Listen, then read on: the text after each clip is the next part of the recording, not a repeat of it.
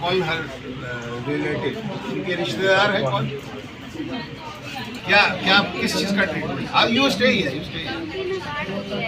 है? गांठ कहाँ हुई है इस बार? है गांठ कहाँ दिखाइए? ये और कहाँ पे ये सब?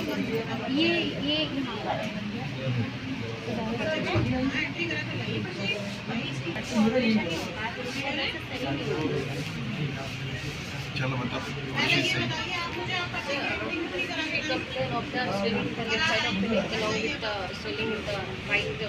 Elbow region. She had from 1 to 1.5 months, from 1 to 1.5 months, along with she had a history of fever, which is moderate to high intensity, for which she also took medication. She had a history of tuberculosis, for which she ये कब से इनको TB का इलाज चल रहा है? नहीं, कब, कितने साल से? 2 साल से। तो 2 साल में उससे पहले भी था टीबी या उसके बाद? आपको नहीं पता है? मेरे सामने अभी 2 साल में। तो वो टीबी में उस वक्त क्या तकलीफ हुई थी? उस वक्त इनके मतलब कि यहाँ पर अच्छा अच्छा। अच्छा। फिर उसके बाद फिर दवा बंद की थी, मतलब थोड़े टाइम बाद फिर पीछे हो गया था, फिर दवा पूरा कोर्स हुआ था, फिर ऐसे ही होता है sir.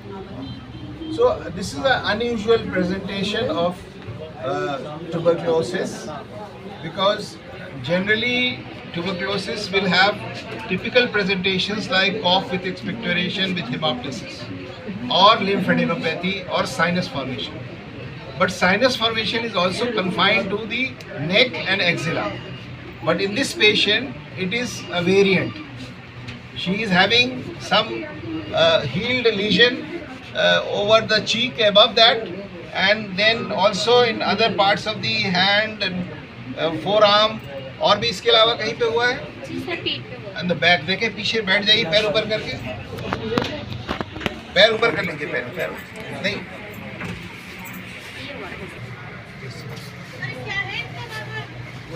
in the lateral part. She is a known case of tuberculosis, as the family member is telling us, and every time she presents with some new area in which there is swelling, and then it ulcerates and there is discharge. उसमें से पानी निकलता है?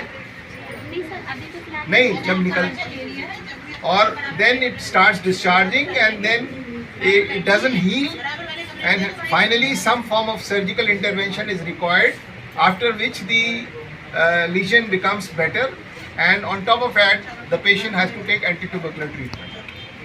So this is not a typical presentation of tuberculosis, because if there is an but in some patients where there is immunocompromised state, like this patient, if you see her face, she is debilitated, she is cachexic, and of course she is deaf and dumb also. So many factors are there which has made her very fragile. So as you know that tuberculosis affects every organ of the body. No organ of the body is spared in cases of tuberculosis. So from the history, it appears that this is an atypical presentation of tuberculosis, and in the present time it is affecting the forearm. Fullness on inspection, and there is a scar of previous surgery or healing of the previous pathology. So now lymphatic system, because the neck is one of the targets, and there are multiple healed areas in the neck also. So it is a lymphatic system, and probably she is having multiple organ involvement, because there are scar marks all over the body, anteriorly, posteriorly. So now if you have a patient in this case, you should never go by a fixed diagnosis. If you know a patient has a similar disease, that is only to help you in making a fresh diagnosis. Not that you assume that every patient who has such a lesion will always be having a previous disease. It's not so. So as a clinician, you always go by the ABCD. That is, you take a history, you do the general examination, you do the systemic examination, you make a provisional diagnosis, you investigate, and then you treat the patient. So in that, you chief complaint, history of present illness, past history, family history, treatment history, and then general examination.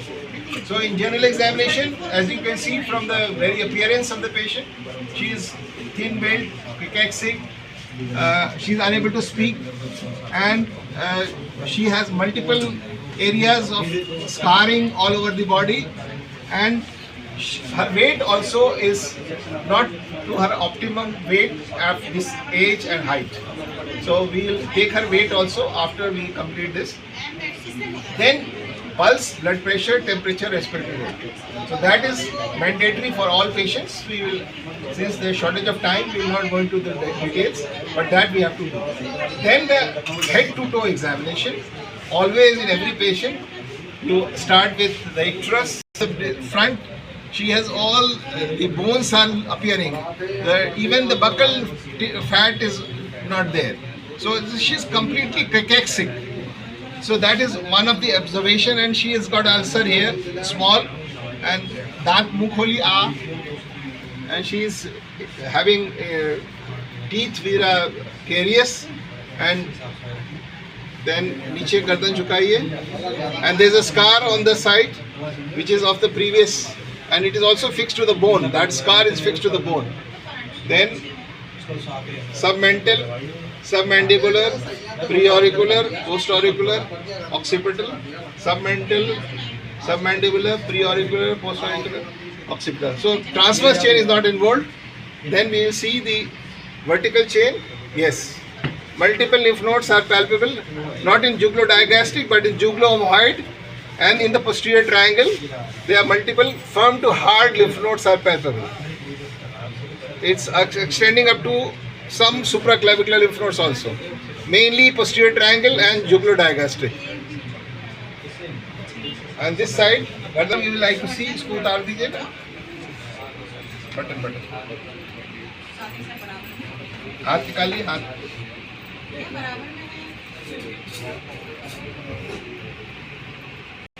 मेरे हाथ ऐसा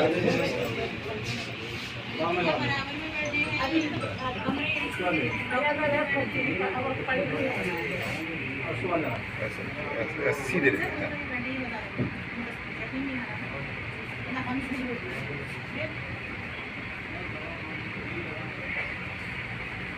This is how you palpate the lateral group. Neck of humerus, one hand supporting and one hand behind. Not palpable. Similarly on this side. कमर पे हाथ रखिए. And this is the posterior. Then there is pallor is there. No clubbing, no cholynychia, no pedal edema. ठीक है. और chest x ray stethoscope है किसी के पास? ठीक है. पेट खोलिए. पेट हाँ. थोड़ा सा नीचे कर लीजिए. बस ठीक है. There is no splenomegaly, no ascites, no hepatomegaly. सांस लीजिए.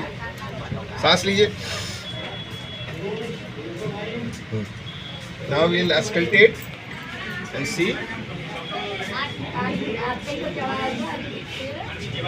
सांस लीजिए आराम से. सांस लीजिए.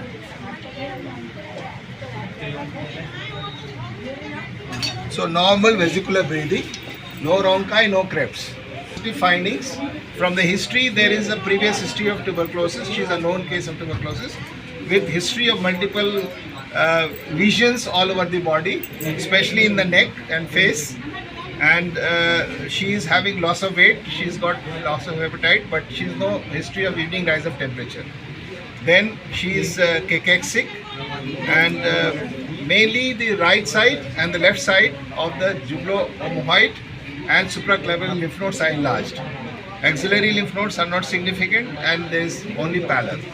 So when we compile all these findings, no hepatomegaly, no splenomegaly, chest appears to be normal, there is no respiratory difficulty. So whatever it is only the lymph nodes or the lymphatic system, and which is diseased with some infiltration to the skin.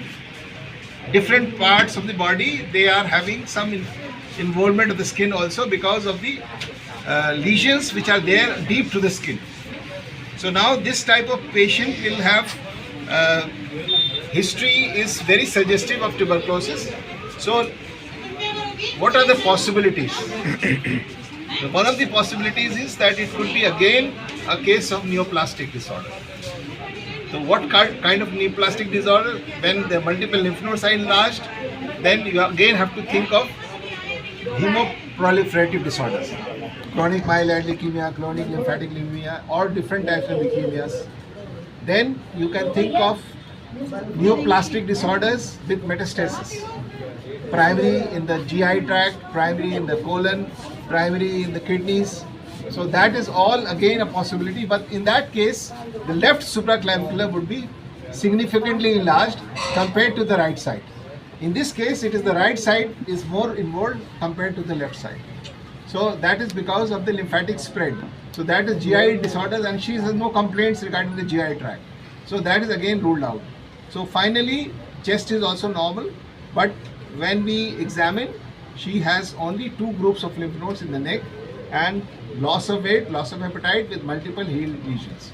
So that fits into a tubercular lesion which is non-treated or inadequately treated. Now before we start the treatment again, we have to reconfirm the diagnosis. So that is very important. Otherwise what we do is, अरे इसको तो TB 2 साल से चल रहा है, so let us put her in ATT और जो अब drug resistant tuberculosis के चांस है, इसलिए कि she has not taken treatment properly. So you change only the medication, but you don't evaluate the patient. So what is important is that at this stage also you have to re-evaluate the patient to make a fresh diagnosis. Why fresh diagnosis? Because why she is having, after receiving ATT, and she is having lesions in abnormal places, which does not fit into the typical plan of tuberculosis. So in that case, we have to see if she is suffering from some immunocompromised state. For that, you have to have various investigations, and then of course, whatever is the final diagnosis. Now, how to make a clinical final diagnosis? Again, same routine. CBC, WBC count, ESR, Montus, and CBDAT. This is for tuberculosis. Fine needle aspiration from the area where it is diseased. Possibly for confirmation of diagnosis, you may need to have a true cut biopsy or lymph node biopsy. That will tell us the final diagnosis if it comes to be tuberculosis, and you have to rethink that she has recurrence of the disease, so she is not taking adequate treatment, or some drug resistant tuberculosis is there. So for that we will have to evaluate, and other investigations may be needed. So again, this is another case of tuberculosis of the lymph nodes, but in this case it is a variant of that because she has multiple sites of lesion, and we have to confirm that whether this is primary tuberculosis or some other disease. It can be lymphoma, it can be some lymphoproliferative disorder, it can be some metastatic disease. So that will only be possible after a biopsy of the lymph nodes. And then you have to do a chest x-ray, you have to do an abdominal ultrasound. If needed, you have to do a CT scan for further confirmation of the lesion if it is present in other parts of the body.